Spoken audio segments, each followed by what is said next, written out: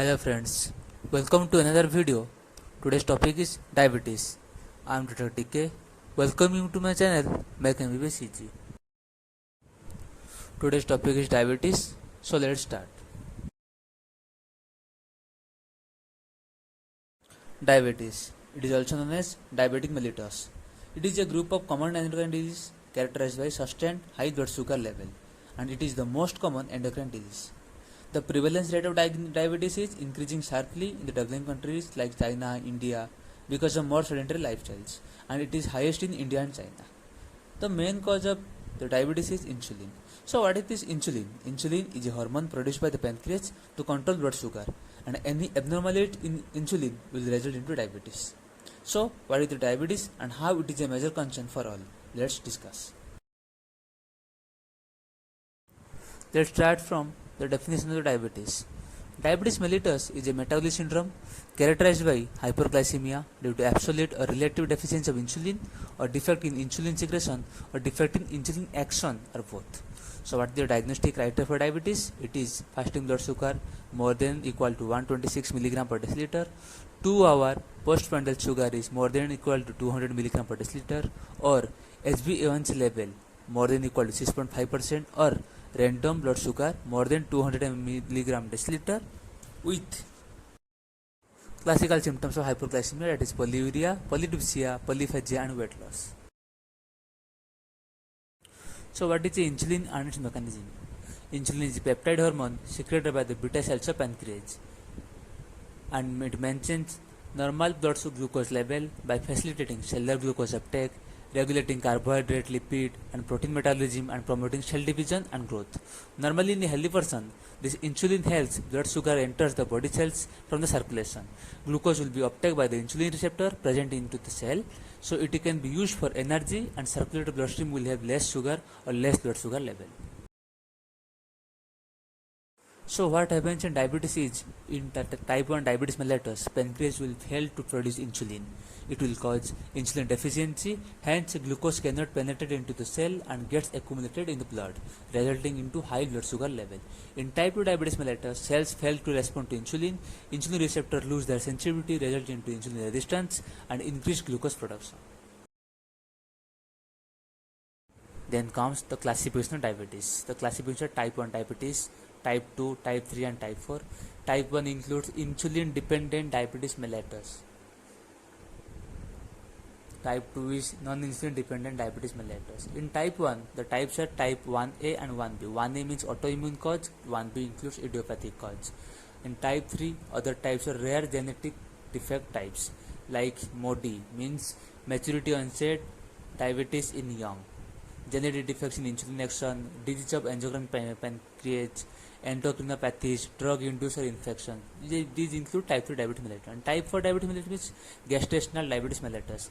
Pancreas is unable to produce enough insulin to handle rise in blood glucose level produced at placenta during pregnancy. So what are the risk factors associated? Modifiable, non-modifiable. Modifiable means it can be modified.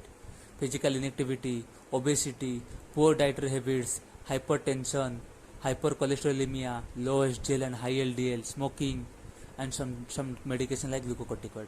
In non-modifiable risk factors, genetics, family history, increasing age, previously identified with impaired fasting glucose or impaired glucose tolerance, history of gestational diabetes, history of cardiovascular disease, PCOS, or race or ethnicity. And what is the etiopathogenesis of type 1 diabetes mellitus?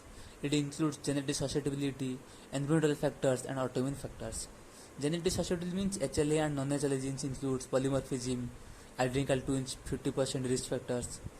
Environmental factors include viral infection, chemicals, seasonal variations, and autoimmune factors like islet cell antibodies, insulitis, CD8 plus T lymphocytes mediated destruction of beta cells.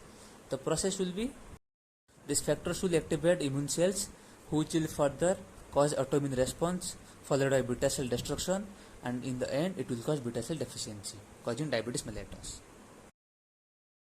Look at the picture, it describes how a healthy pancreas and its insulin action convert into diabetic. The immature cells destroy beta cells into the pancreas, and the pancreas cannot produce enough insulin to uptake glucose. Like that, the diabetes will be occur. Then comes etiopathogenesis of type 2 diabetes mellitus. It includes genetic factors like adding L2 80%, diabetic parents 50% risk, constitutional factors, obesity, hypertension, low physical integrity, decreased insulin secretion like amylin, glucose toxicity, lipotoxicity, insulin resistance causes receptor and post-receptor defect, impaired glucose utilization. These all factors will result into increased hepatic glucose synthesis followed by hyperglycemia. So the etiopathy will be genetic predisposition to constitutional factor will cause insulin resistance, which in further will cause beta cell dysregulation. It will cause impaired glucose tolerance, and in further beta cell insufficiency resulting to diabetes mellitus. Next comes the difference between type 1 and type 2 diabetes mellitus. In type 1 includes 5 to 10% of cases and 92 to 95% diabetes. So most commonly it is will have type 2 diabetes mellitus. Then called the causes. Pancreas does not make enough insulin type 1, and the pancreas make less insulin and will cause resistance to insulin type 2. Type 1 common cause are autoimmune or genetic, so it develops rapidly. But type 2 it causes obesity or aging, so it develops slowly. Type 1 develop at young age and type 2 develop at older age. Type 1 cannot be prevented, but it only requires insulin therapy to manage the blood sugar with insulin. But type 2 it can be prevented if diagnosed early. The management will be like lifestyle modification, medicines and insulin. Type 1 can cause hypoglycemia, type 2 cannot cause hypoglycemia, and complications will include ketoacidosis in type 1, and it is less common in type 2.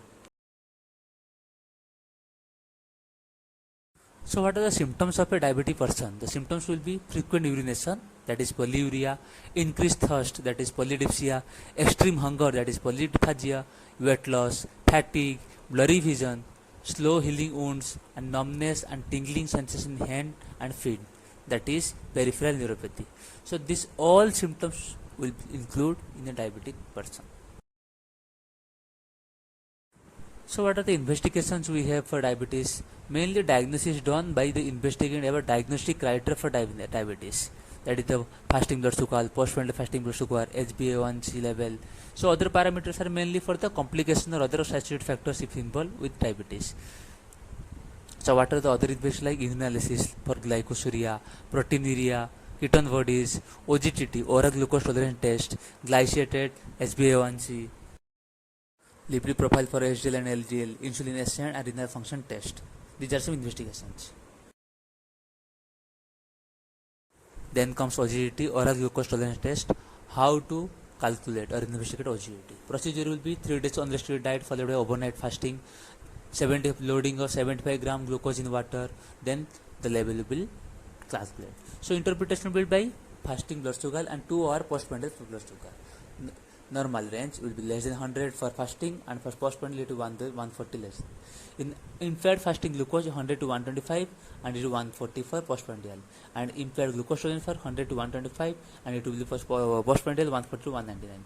And diabetes if it is more than 126 and postprandial if it is more than 200, it will be diabetes. So factors affecting OGTT means it can increase or decrease the level. Carbo restriction, inactivity, stress, anxiety, drugs or smoking. These factors will be affect the interpretation.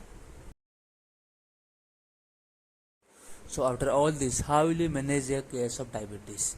The main motto of the management is the comprehensive management, that is lifestyle management, self-monitoring or control of blood glucose, treatment of diabetic related conditions like BP and lipids, detection, prevention and management of diabetes related complications, glycemia control with therapeutic plan, diet, exercise, weight loss, and after all, next oral anti-diabetic drug, insulin preparation, and pancreas or islet cell transplantation.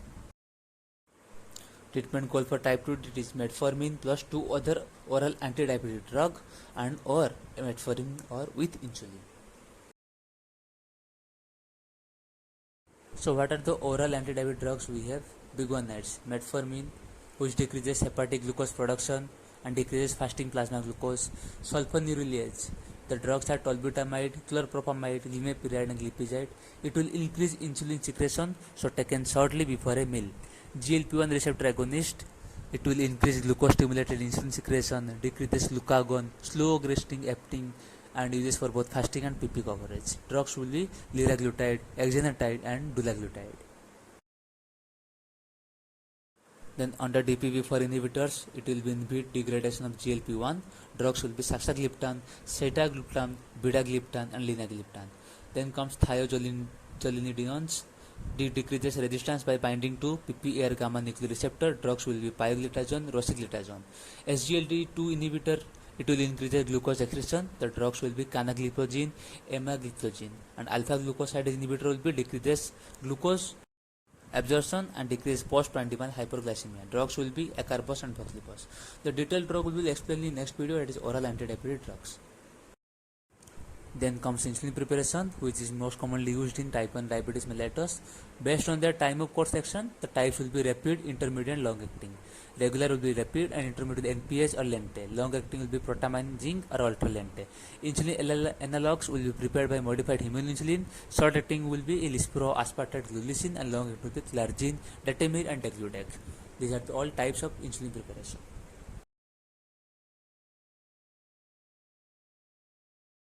So what are the indications of insulin therapy? It can be used in type 1 diabetes mellitus, non-obese type 2 diabetes mellitus, which are unresponsive to oral drug. You can use insulin.